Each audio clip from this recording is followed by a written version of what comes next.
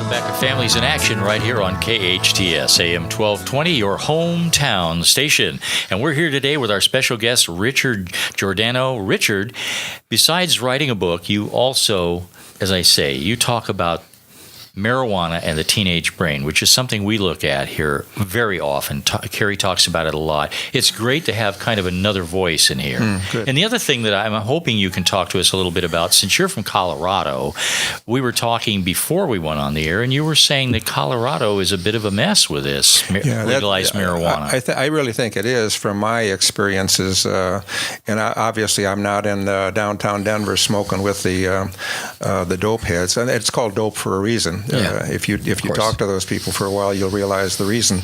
And you know, everyone has a right to be stupid. It's a choice. But John Wayne said, "Life is hard. It's harder if you're stupid." And that's it's very always true. good to quote the Duke. It is. Yes, it is. Especially in California. Yeah. But my interest, frankly, is as an educator. I'm not an authority on marijuana by any means, but I do read, and a lot of what I read is very frightening to me as far as what it's doing to the young people that I have sought in my career to educate. And in many cases, it's made them uneducable, and that's what I'd like to talk a little bit about today. Please. There's a process. This is from the Journal of Developmental Cognitive Neuroscience. So this is right in the field of Dr. Benjamin Carson, who is a pediatric neurosurgeon. And one of the things that happens to the brain, let's talk about prior to birth. In the first 6 weeks of gestation, there is a process called gyrification, which is, as you probably know, if you lifted up the dura mater under the skull and you saw the brain, it's not a smooth surface. Right. It's a convoluted surface, just like draperies. And the reason for that, if we can project a reason on how we were made, is there's a lot more surface area per square inch in a folded substance than there is in a flat substance. The gyrification process starts about 6 weeks into the gestation process. In the third trimester, it's very active. In other words, the folding of the brain, the amount of neurology in the brain available to do mental functioning is determined then. And then another area of time, a period of time, is between the ages of 6 and roughly 22. They're not fixed numbers, but that's what's called a sensitive period, when there's another surge in this gyrification process. And could actually go up to the mid-20s, couldn't it? It could. Again, the science at this point is always in a stage of becoming. And so what we know today, tomorrow we'll think, oh, we thought that. But nevertheless, right now, it's perceived that, into the mid-20s, it's a little bit flexible. But the degree of gyrification is directly related to how well you will do in performing what are called executive functions. Right. And let me just list off 8 of those for you, and you'll get an idea as to why I'm concerned about this in terms of the education of young people.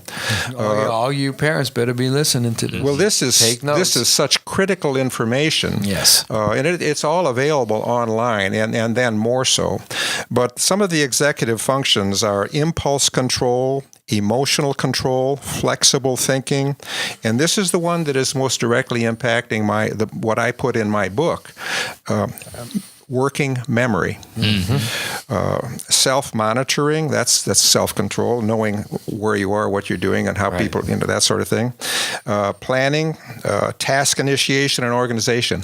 All of those are fundamental to learning content information.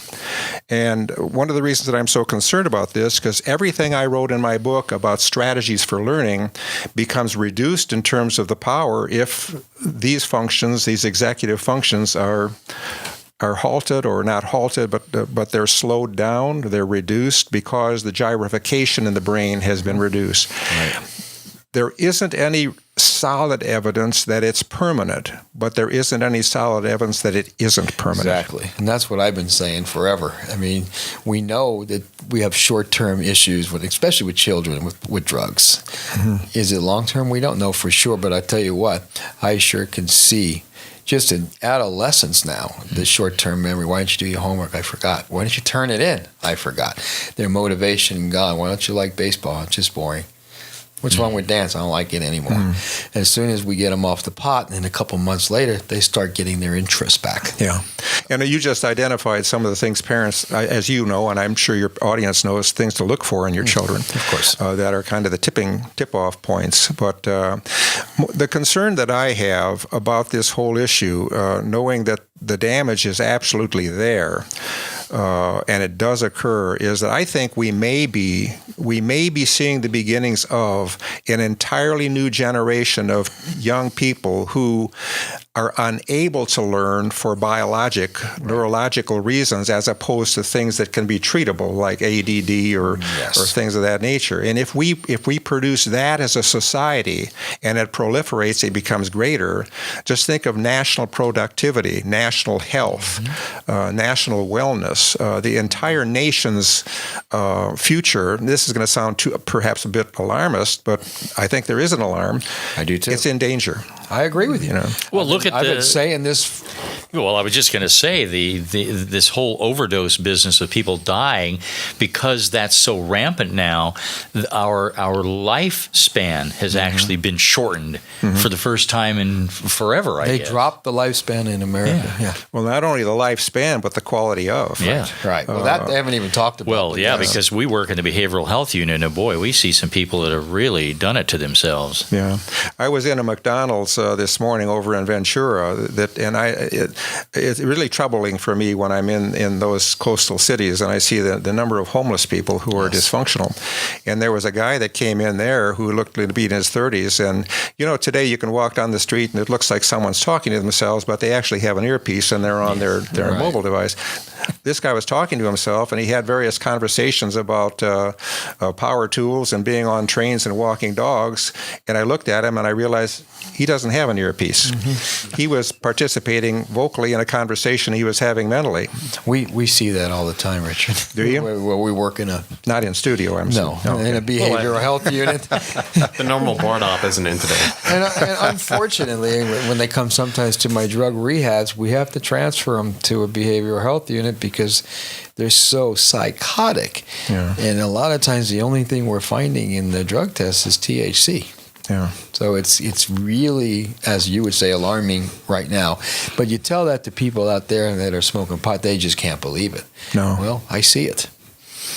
Well, and the THC, you just mentioned that if I mispronounce this, you'll correct me, but tetrahydrocannabinol is the psychotropic part. Cary says that every day. Yeah, and the CBD, cannabidiol, is the medicinal part. And interestingly, in 1995, the THC levels were 14 times the CBD, but in 2014, they're 80 times the CBD. It's off the hook right now. Yeah. So what do you say? Well, I think what I'm saying is that there's a greater danger here than the media have led us to believe. I write some public service announcements for the Crawford Broadcasting Company, right. and they're broadcast in their networks across the country. And one of them starts out with saying, the tobacco industry lied to you about the dangers of tobacco. The marijuana industry, big money backed, is lying to you also. Yes. And if that message is lost on parents, then it becomes lost on their children, and the loss is societal. It's lost. Yeah. We get parents that are calling us every day. What's in my kid's drug test? And we go, wow, 800 milligrams THC. Now, a year ago, that was panic for the parent, and they ran and they brought them to us, and we got them sober. Now that's it? Okay, thank you, click. So it's kind of one of those kind of things as a society, we gave up on pot. Yeah. And our kids are going to pay big prices. I'm already seeing it, but it's going to get worse. And the other thing we see in the behavioral health unit is there are people coming in who only have marijuana in their bloodstream, yet they're psychotic. They are actually in our unit. I've got emails from Simi Valley Police Department, a place in Texas, and another couple of states. with the same information. We're finding people in mental health, behavioral health units that are psychotic, drug-induced, but the only thing showing is THC. Now, you tell that to somebody that's out there smoking pot, and they'll give you 500 reasons why that can't be. It is B. I see it. We're there. We see it. We know what's happening. And our doctors are very good at looking at a blood screen. Yeah. And the blood tests don't lie. Yeah. Oh, and neither does the psychotic behaviors. So what you were saying earlier, what was the word you used for the folds in the brain? It's called a gyrification. Gyrification. So I had a question on you. Sure, for that. go ahead. So if Cary and I went and got pictures of our brains, and mine had more folds in it, that would be better. Theoretically. I just wanted to check. Well, and one of the ways that I like to really describe this, so that Garrison Keillor has a saying. He says, "Let's put the hay down where the goats can get it." Mm-hmm. And the way I like to describe gyrification is if you can picture a 9-foot picture window at the front of your house that has draperies that close and open. When the draperies are closed, there's a huge flat surface, right. And when the draperies are open, maybe they're pleated on each side, maybe a foot and a half each. Mm-hmm. So really, what you've got is a 9-foot surface compressed into 1.5 foot, 1.5 foot, 3 foot total. Now that's the gyrification. The peaks and the valleys in your cerebral material, the gray matter, so you to speak. Put more in a smaller package. Exactly right. And of course, you only have a certain amount of room inside your head, mm-hmm. and so a flat surface would not be nearly as good as a gyrific surface. That's interesting. Yeah. And the surface on all those folds are the neurons. Picture them as little dots, if you will, and interconnections through their synaptic connections and the neurology of it. But the more neurology, the greater the capacity to perform in the prefrontal cortex those executive functions that I listed. So for where does THC store? In the brain. Your fatty cells. Yeah. Oh, which is everywhere, including the brain. And I'm not even going to get into any kind of debate about adults and pot and marijuana. You're adults, make your own decisions. But when it comes to adolescents with a brain that is not developed yet, we're really asking for trouble when we say it's just pot. Yeah. We're really asking for trouble. And the ones that are really going to pay the price for us not doing anything is our children. Mm-hmm. So it's pretty scary. And they can't make those decisions. I mean, their brain is not developed enough to make those kinds of decisions properly. Yeah, and I think there's been a movement. I've seen the movement in education in terms of parents I've talked with, and unfortunately even some teachers that want to give more and more authority to young people when they're not ready for that authority. Right. Somehow it's an ingratiating thing that the teacher or the parent feels like they'll like them better or they'll be their friends. And, it's nice if your kids are your friends, but that's not your purpose as a parent. You're their parent first. Yeah, I think so. Yeah, I know. Cary, so. this is great. And he keeps seconding things you say here all the time. Well, we talk about that all the time. Be their parent now, be their friend later. Right. It's nice to have a different voice come in and say that, isn't it? We're mirroring everything. We're like right on the same page. In the interest of full disclosure, I'm not a parent. Mm-hmm. I never have been a parent. Right. And you don't play one on television. I don't play one on television, but I've talked with enough of them. And when I came to Colorado, I went to Colorado. I think I'm in Colorado now. I'm actually in California, but this is California. Yeah. But I came from Michigan, and where I was a principal, and I went into Telluride, Colorado, which is at that time in 1979 was a kind of a mountain hippie ski area. It's hugely developed now. They have the big film festival there. Yeah, that's exactly right. And I'll tell you, you don't want to be there. You can get high just walking down the street. But that was an area that had a tremendous amount of drugs. And then I was in Durango, Colorado, the Durango Silverton Train. A lot of people know about that. Right. And then I went to Boulder Valley, which is Boulder, Colorado, which is another hot spot for drugs. And I was at their mountain school, which is in Nederland. Terrific amount of abusiveness, a lot of drug usage, a lot of dysfunction. It is a very, very epidemic circumstance in our country now. Yes. Well, California, guys, I know that LA is putting a halt on it, and Santa Clarita is putting a halt on it, but it's legal here. Mm-hmm. And I can tell you one thing. I know that the police, even though it's federal, still a crime, the police aren't going to do anything about it because what are you going to do? It's legal. So we are in the midst of a real headache when it comes to adolescents, children. That's right. And this drug. In general, we are, but I'm just going to say kids because That's what scares me the most. And that's our children. And as Richard was saying, that puts our society at risk. That absolutely does. Big time. I think it really does. And, the issue of legality to me is a non-starter because people that I talk to that raise that, my comment is usually along the lines of, what great comfort is there to know that you're legally becoming dysfunctional in terms of your capacity to think as a human being? That it's legal. So, but what comfort is it that it's legal? So it's legal. Let me ask you guys a question out there. Think this through. Would you like to get on an airplane with a pilot that just took 8 bong hits or ate three edible brownies? Would you?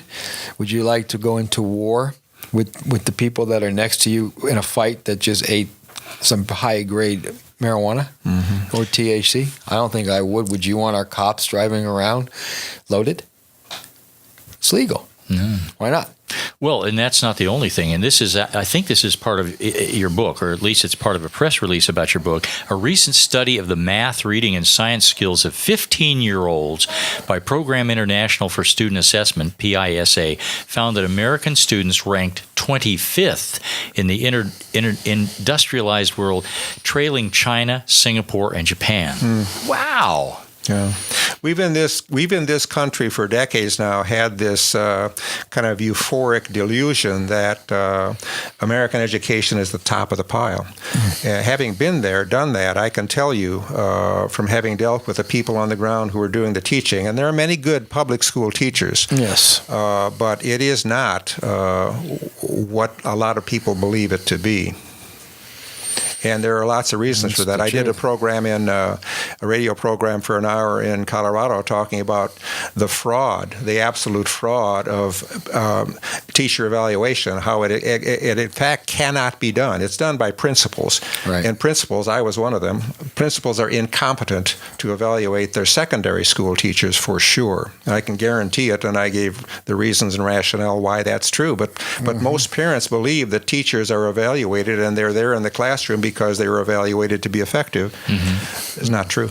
I want to hear more about the book. We only got about 15 minutes, and I'm dying to hear more about what's going on in this so I can pick up one.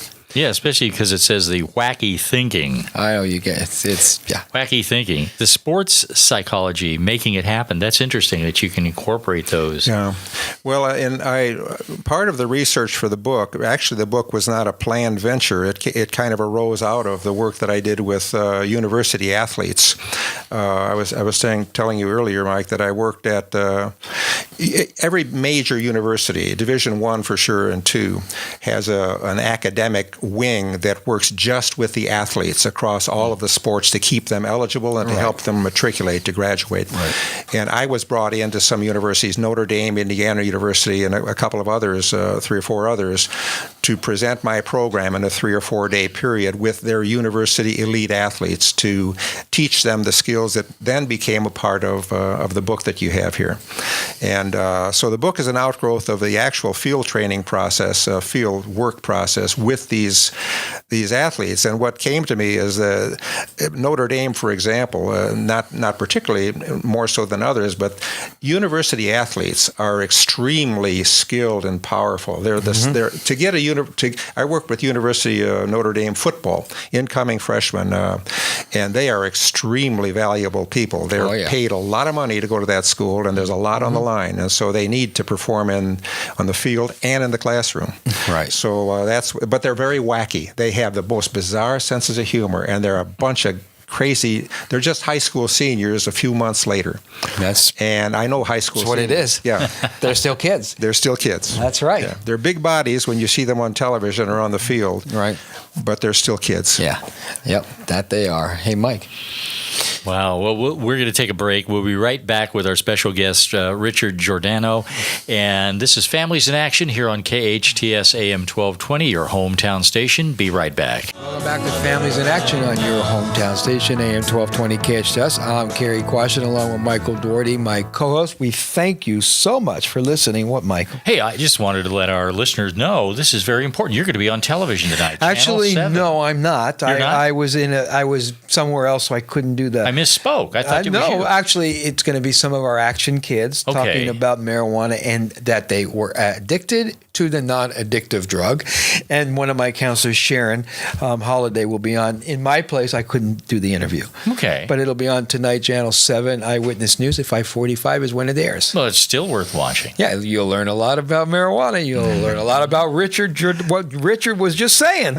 So, Richard, you know what? We only have a few more minutes. You came from Colorado to join us. It's your show. Take it over. Where do you want to go? Well, I'm appreciative of the opportunity to talk with you gentlemen and also reach your audience, because I think these are, well, you think as well as I, that these are important issues. Of course. If I could just make a few comments more about the book, just so that people will know that it is available at Amazon, and it's Supercharged Learning. Now I'm going to for our YouTube. Oh, of course. I didn't have I'll hold this up so they can see it. There you go. We're going to hold it up. So you're going to check this out on YouTube. There it is. You Go can on, see it. Richard. Well, the book premise is that parents can be hugely impactful in their children's education. And I'd like to allay one of the concerns that many parents think about when they're trying to get involved, particularly at the secondary level, where all these subjects are: physics, chemistry, biology, language arts, which we used to call English, by the way, foreign language.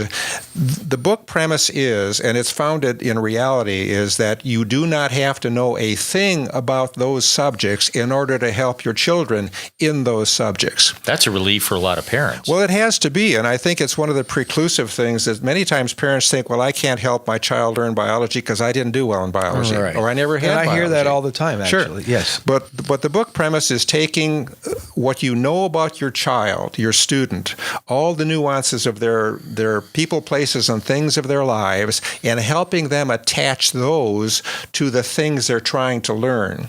Like if I happen to be a parent that didn't know that the hippocampus was the part of the brain that was responsible for memory, where it all started, but I knew that the term was hippocampus, I could say to my child, well, why don't you think of a hippopotamus walking onto a campus? See, I don't know anything about hippocampus, but the lock is immediate because of the association. That works. And the other thing I tried to do Works for me. Yeah, it works for it. It's natural because you're just physical, visual, and emotional. Right.